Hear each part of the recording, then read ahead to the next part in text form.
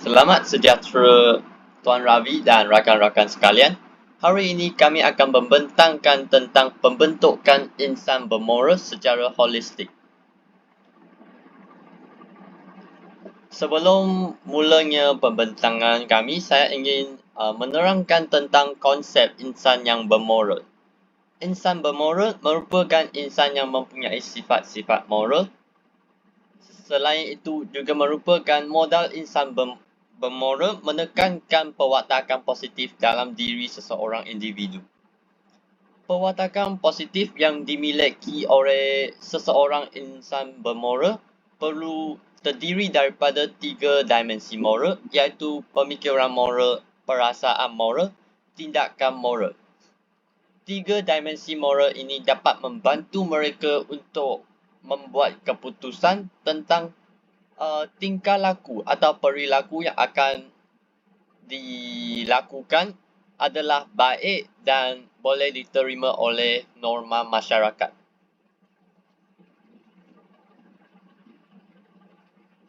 Konsep insan bermoral. Hari ini kami akan menerangkan 3 topik ini, iaitu menghormati orang lain, terutamanya kepada OKU, iaitu orang kurang upaya, rendah diri dan bersyukur. Yang pertama, menghormati hak orang lain, OKU. Definisinya ialah memberi layanan yang sopan kepada golongan OKU agar mereka tidak berasa terpinggir atau tercicir daripada masyarakat dan mengiktiraf mereka sebagai insan yang dicipta oleh Tuhan. Kepentingan menghormati orang lain, terutamanya kepada OKU, ialah dapat mengelakkan golongan ini berasa terpinggir dalam masyarakat seperti yang tadi saya telah terangkan tadi, dan yang lain ialah dapat menaikkan semangat mereka untuk menunjukkan bakat atau kelebihan masing-masing tanpa berasa rendah diri dalam jati diri mereka. Contohnya, tokoh-tokoh yang berjaya dalam dunia ini ialah Stephen Hawking, yang merupakan seorang saintis yang mengemukakan prinsip-prinsip yang berkaitan dengan lohong hitam. Dan yang lain ialah Nick Vujicic, yang merupakan seorang OKU yang kekurangan anggota badan seperti kaki dan tangan. Beliau juga merupakan seorang pensyarah motivational speaker dan telah berjaya mengubah berjuta-juta pendengarnya dalam kehidupan mereka. Yang seterusnya ialah OKU dapat berasa mereka diterima dan dihargai oleh masyarakat. Cara menghormati orang lain, terutamanya kepada OKU, ialah mereka diberi peluang untuk menjalani kehidupan seperti manusia normal.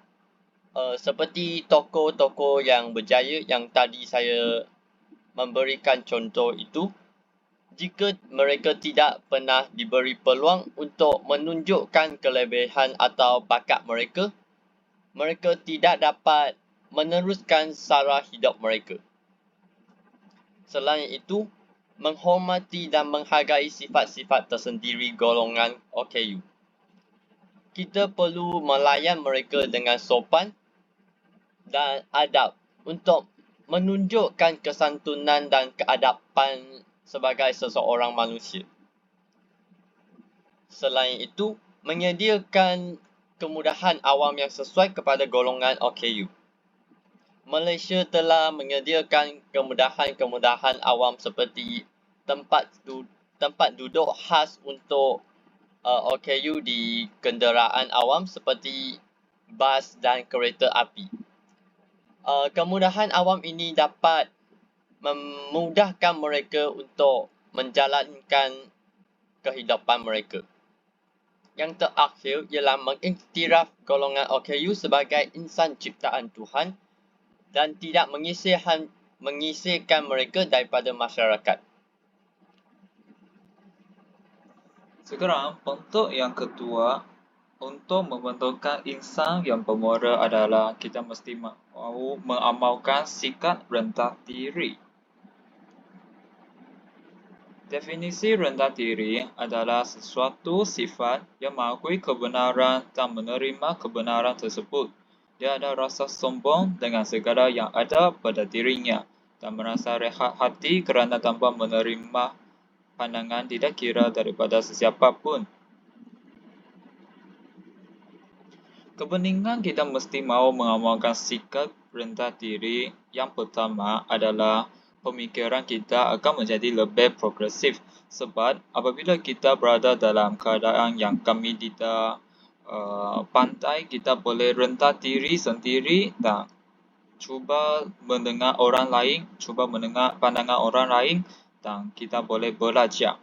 Dan seterusnya, kita boleh lebih berdisiplin jika kita mengamalkan sikap rendah diri. Sebab kita boleh merendah diri dan belajar dengan orang lain supaya kita boleh menjadi lebih berdisiplin. Seterusnya, kita boleh dipandang mulia oleh masyarakat sebab banyak orang memang tidak suka orang yang sombong. Cara yang kita boleh rendah diri termasuklah kita boleh bersikap tenang, sederhana dan sungguh-sungguh serta menjauhi perbuatan sombong. Cara yang kedua termasuklah kita harus patut dan taat menerima yang benar serta menerima kebenaran itu walau dari sesiapa pun. Cara yang ketiga termasuklah adalah tidak pernah menganggap dirinya lebih tinggi dari orang lain. Cara yang keempat adalah mempunyai sifat yang tegas dengan hanya menerima yang hak dan menolak yang batil. Cara yang akhir adalah kita haruslah mempunyai satu tekad kesungguhan dalam mencapai yang benar.